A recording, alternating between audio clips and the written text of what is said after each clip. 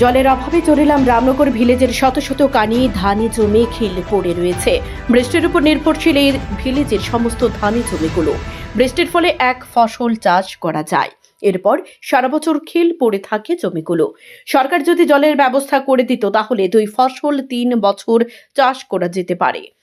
এখন চলছে প্রচন্ড খরা, নদী নালা খালবিল সব শুকিয়ে গেছে। গৃহপালিত গবাদি পশু পর্যন্ত খালবিল নালা থেকে জল খেতে পারছে না। আকাশ নমুনা করেও বৃষ্টি দিচ্ছে না বলে সংবাদ মাধ্যমকে জানান রামনগর ভিলেজের 80 বছর বয়স্ক সচিন্দ্র দেবর মা ও রামনগর ভিলেজ এর প্রাক্তন বাম চেয়ারম্যান ফুলকুমার দেবর মা। একটু দায়িত্ব জল থাকলে না ব্যবস্থা করুন যায়, জল না থাকলে কীভাবে ব্যবস্থা করবো কোথায়? আপনারা তো সবাই দেখে থাকি কোন থেকে কোন মাসের থেকে জল পানি নাই, কিছু নাই। দেন গরু কিনে কিনারে খাওয়া লাগবে, মাঝখানে খাওয়ানো আধার নাই, সব মরে গেছে কি আধা। ও মা, হয়তো তো হেমন মাথা দিতে কি আর ই আছে, জমিনের কোনো কি আসেনি মা, সবটাই জলের উপরে নির্ভর।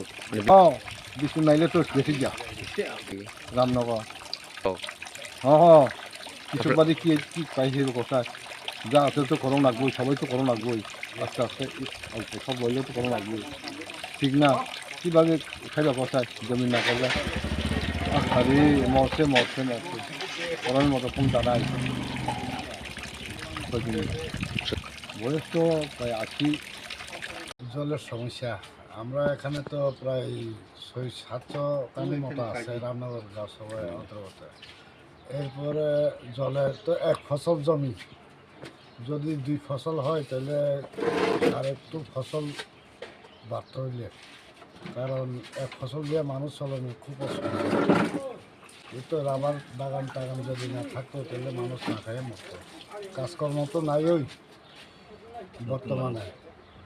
যারা রেগা কাজ করছে ওই পৌষ সংক্রান্তির আগে তারাও টাকা পাইতেছে না এখনও। এই সরকারি কাজ আছে তো মানুষ মরতেছে। এখন এক ফসল তারা যদি 2 ফসল করতে পারতেন তাহলে তো কৃষিরা আরও উপকৃত হতো। জলের অভাব, এই তো জলের সমস্যা কেমনে করব, কারণ জল রয় না সব কিছু। কারণ এখন তো ড্রাই সিজন, আর ওই একটা ডিপওয়েল বসানো হয়েছে ধনেশ্বর পাড়া, রামনগর ধনেশ্বর পাড়া, মোটরও দিচ্ছে না এখনও। এমন সময় এখন ড্রাই সিজন, এখন মানুষের জলের হাহাকার, এখনও তো এই মেশিনটা চালু হইতেছে না। চললাম আর জি ব্লক এগ্রিকালচার, তারা তো জানেন ওই আসা যাওয়া করে, কৃষির লগে যোগাযোগ করে, কিন্তু আগের তুলনায় এবার আরও খারাপ বাড়াইছে। তার কারণে জলও আরও সমস্যা হয়েছে। পশু গরু তোর জল খাওয়ানোর নালা তালাতেই নাই, জমি ফসল করেন তো বাতই, এখন খুব সমস্যাটা আছে জল। গরু তো বাদ দিয়ে মানুষ বাঁচে এখন